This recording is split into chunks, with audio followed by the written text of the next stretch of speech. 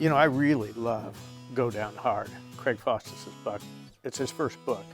It's pretty cool that we're the ones who get to publish his first book. He's a great guy, and this is a terrific book.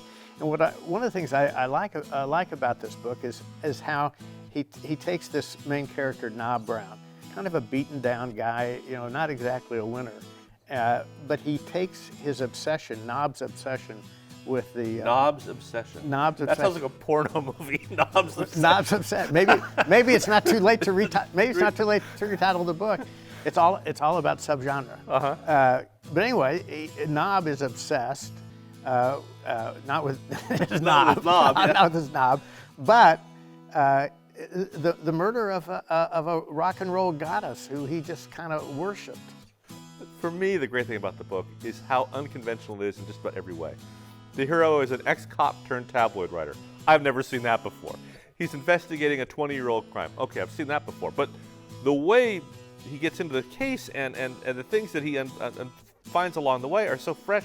Every time you think you know where the book is going, it makes a left or a right turn. You know, a great example of that is this character Gloria Lopez that he creates. His friend on the force. You know, a lot of times the PI has got a buddy on the force, right? But it's not usually the friends with benefits buddy. Right. So they've got really an unconventional relationship, and she helps really drive the story forward. I think she's a really neat character. The other great thing is the guy's an ex-cop. When you think of ex-cops in these books, they're always like self-assured, action heroes, great with their fists, great with their guns.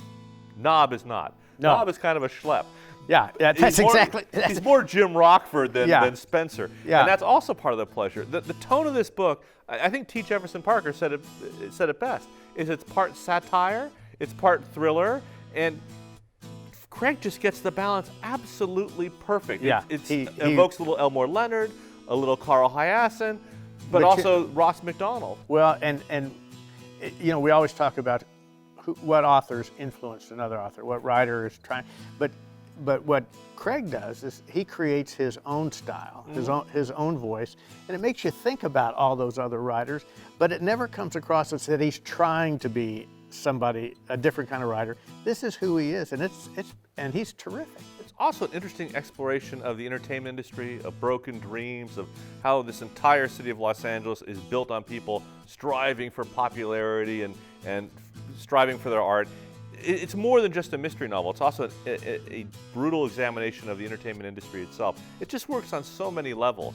Yeah. It's a very accomplished book. It's hard to believe it's his first one. Yeah, well, it's not going to be his last one. I can tell you that, because this book, he's going places with this book, and I'm glad that we get to go with it. Great.